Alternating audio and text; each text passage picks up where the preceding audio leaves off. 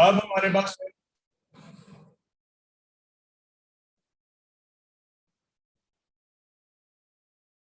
Relation between amplitude of electric and magnetic field in electromagnetic waves.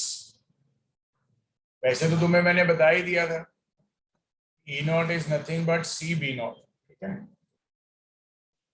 अब देखो हम लोग इसमें थोड़ा सा मैथमेटिकल काम करेंगे कॉन्सेप्ट को समझने के लिए। हाँ जी बेटा, गुड इवनिंग। तो देखिए, ये Z है, ये X है और ये Y है, और हम ये मान के चल रहे हैं कि वेव इधर को ऐसे प्रोपागेट करेंगे। अब क्या करेंगे कि मान लेंगे इस तरफ हमने इलेक्ट्रिक फील्ड लगाया हुआ है और Z एक्सिस की तरफ हमने मैग्नेटिक फील्ड लगाया हुआ है। ठीक है, तो सबसे पहले इलेक्ट्रिक फील्ड के बारे में बात करते हैं।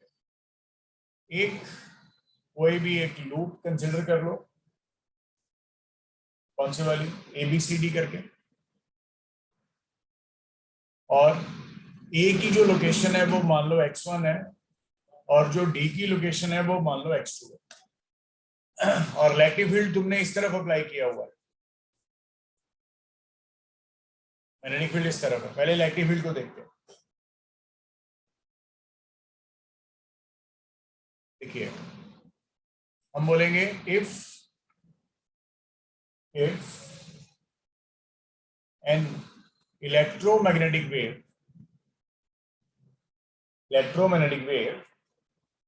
is traveling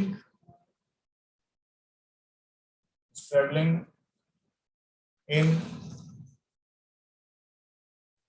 x direction, then electric field is a function of position and time, and as well as magnetic field as a function of the position and time. So they are given as electric field.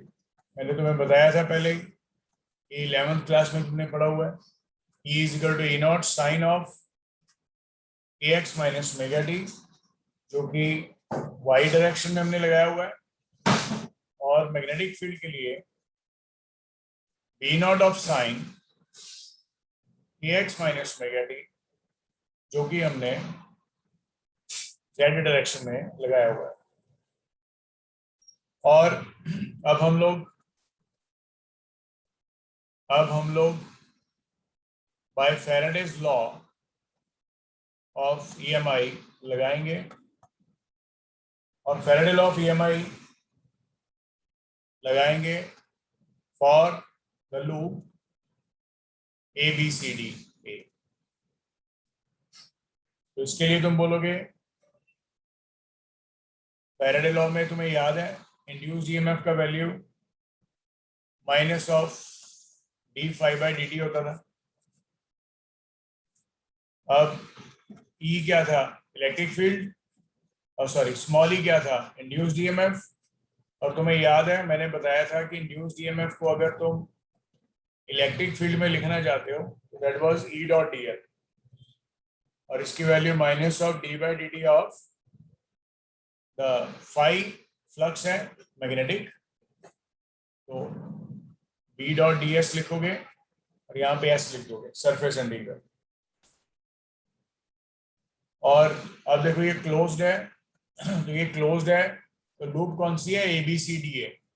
यहाँ पे तुम लिखोगे close loop का नाम A dot dl from A to B plus E dot dl from B to C plus C to D और D to A। तो ये तुम्हारे पास लेफ्ट हैंड साइड आ गया। और तुम ये देख सकते हो AB के ये पैरेलल इलेक्ट्रिक फील्ड और इसके CD बोला जा रहा है तो इसके एंटी पैरेलल है, इलेक्ट्रिक फील्ड ऊपर को है, CD की लेंथ नीचे को है, और इसकी लोकेशंस एक H1 है एक H2 है, और BC के ये परपेंडिकुलर है और DA के भी ये परपेंडिकुलर है। तो परपेंडिकुलर के लिए डॉट प्रोडक्ट हमेशा 0 होता है।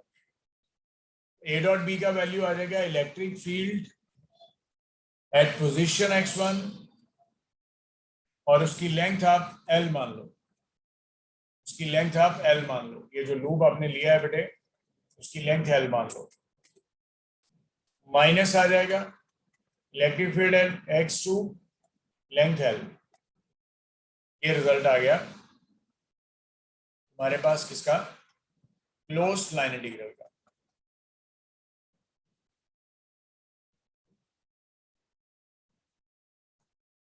ये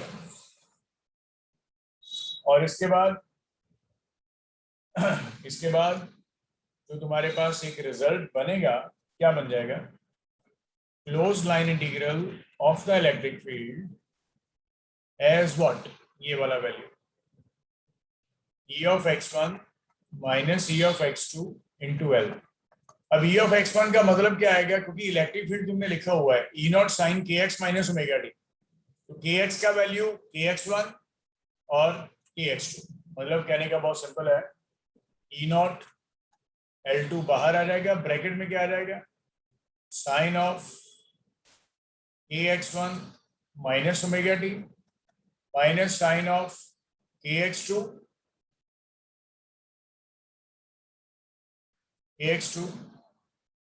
माइनस ओमेगा टी। ये हमारे पास लेफ्ट हैंड साइड का रिजल्ट आ गया। अब तुम फ्लक्स की बात करोगे,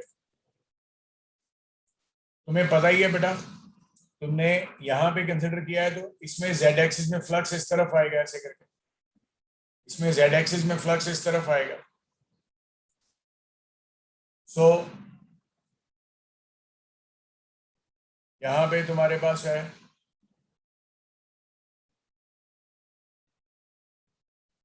ये वाला,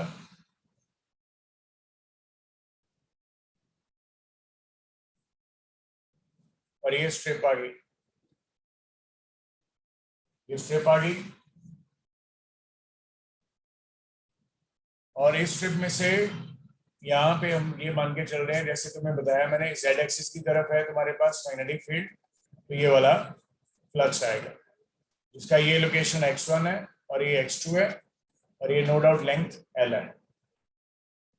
तो अगर तुम यहाँ पे फ्लक्स देखोगे तो तुम बोलोगे sir it is d phi is equal to b into area, area कितना, लेंथ इंटू ब्रेड्थ, लेंथ कितनी आ गई L2, और इसकी जो ब्रेड्थ है ये वाली, ये dx लिखो, तो ये BL2 dx आ गया, और ये d फाई आ गया, ये वाला जो इसके थ्रू फ्लक्स आ रहा है।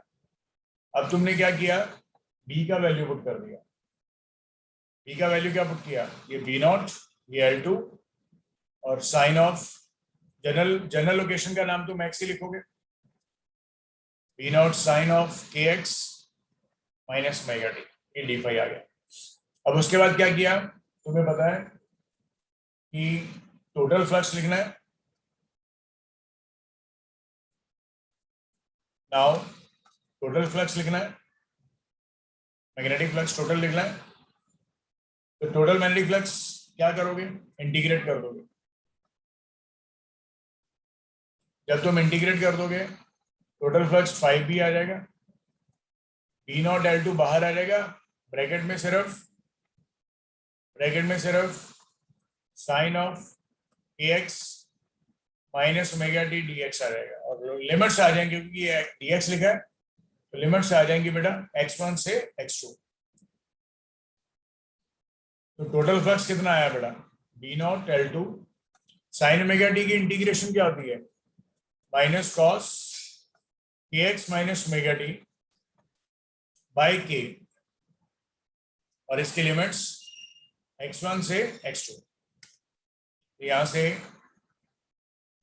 5b आ गया, b not by k L2, और फिर upper limit minus lower limit लिख दिया, तो वो आ गया cos of kx1 minus omega t minus of cos of kx2 minus omega t. अब फाइव भी तो आ चुका, अब d five B by D t निकाल दो, तो B naught L two by k आ गया, और इस फंक्शन का डिफरेंशिएशन कर दो, cos of kx1 minus omega t minus of cos of kx2 minus of omega t. अब जब तुम डिफरेंशिएशन कर रहे हो, D by D T of cos of kx1 minus omega t कितना आ रहा है, minus of sign kx1 minus omega t into minus omega minus of sin of kx2 minus omega t into minus of omega. तो यहां से तुम्हारे पास D five B by D T कितना आ जाएगा, माइनस बाहर आ जाएगा, B naught L two by K और साथ में omega, B naught omega by K L two bracket sine of K X one minus omega T minus of sine K X two minus omega T. अब तुम्हें पता ही है omega by के क्या होता है, सी होता है बेसिकली, ठीक है. तो finally so by Faraday's law क्या था, अभी लिखा था, E dot d l is equal to minus d five B by D t. अभी E डॉट डी एल का वैल्यू तुम्हारे पास कितना है, तुम्हें अभी बताया था, देख सकते हो, ये वाला मैं यहाँ पे लिख देता हूँ, it was E not L to, L length लिया था ना हमने, क्या एल टू लिया था, एल लिया, एल लेंथ ही लेंगे,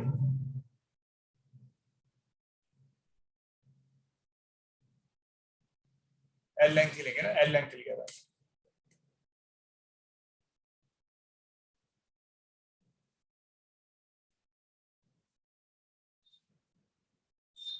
ओके, ये लेंथ एल आ गई और साथ में ब्रैकेट में कितना आ गया, sine of kx1 minus omega T minus sine of kx2 minus omega t is equal to, ये माइनस है डी फाइव भी बैठ, और ये माइनस प्लस हो गया, उसको लिखने की जरूरत ही नहीं है. ये आ गया तुम्हारे पास बी नॉट सी एल, या मैं इसको ना भी लिखूं तो चलेगा ना, क्या दिक्कत है, क्योंकि दोनों कॉमन टर्म्स ये कट जाएंगे. देख सकते हो यहाँ पे, देखो यहाँ पे भी ये टर्म है, यहाँ पे ये टर्म है, और यही टर्म तो d five B by D t पे भी है, देख पा रहे हो. इन दोनों को तुम इक्वेट भी कर दोगे तो कैंसिल हो जाएंगी, पर लेफ्ट हैंड साइड में तुम्हारे पास यहाँ पे बी नॉट जो आएगा वो ई नॉट एल आएगा, और राइट साइड में तुम्हारे पास बी नॉट सी एल आ जाएगा. तो हमने प्रूफ करना था बेसिकली, एल और एल कर गया, तो यही हमारा रिजल्ट है, E is equal to B naught c. या कभी कभी क्वेश्चन भी आ जाता है, what does the ratio of E naught by B naught correspond,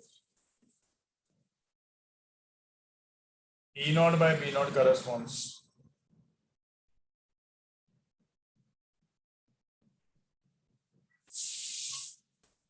E naught by B naught किसको करस्पॉन्ड करता है, ये रिजल्ट आ गया.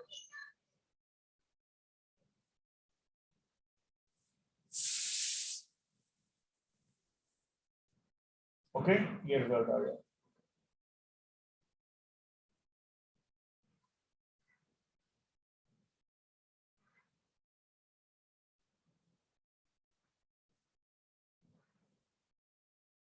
इसका वैल्यू तुम्हारे पास आ गया। और तुम्हें ये भी पता है बेटा, जो हमारे पास कभी हम जैसे तुम्हें पता होगा कि सी स्क्वायर जो होता है वो 1/μ0 होता है, मतलब सी इज समथिंग लाइक 1/√μ0 और तुम्हें फंडामेंटली पता भी है जो μ0 होता है वो होता है 4π10⁻⁻⁷ और अब σ0 क्या होता है 8.854 10⁻⁻12। अब जब तुम ये दोनों वैल्यूज इसमें पुट करते हो तो जबरदस्त पॉइंट ये आ जाता है, ये आ गया 10⁻⁻7 इंटू 4πε0। अब तुम्हें पता ही है 1/4πε0 9 × 10⁻9 होता है, ये आ गया 1/√10⁻7 इज नथिंग बट, और 4πε0 इज नथिंग बट 1/9 × 10⁻9। 9 और 7 16 आ गया, यहाँ से C आ गया 3 × 10⁸ मीटर पर सेकेंड। यहीं से निकालते हैं वैल्यूज को इक्वेट करके, ठीक है।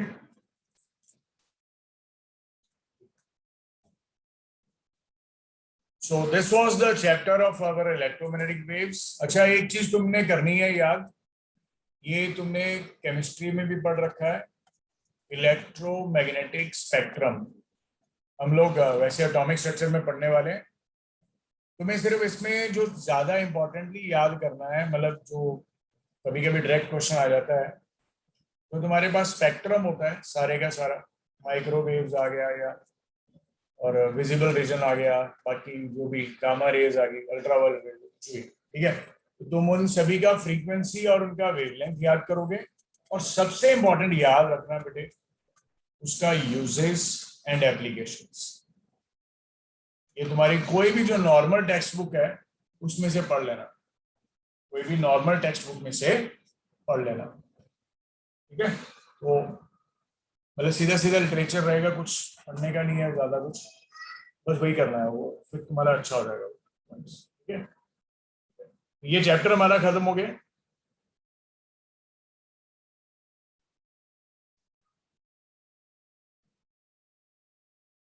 ठीक है,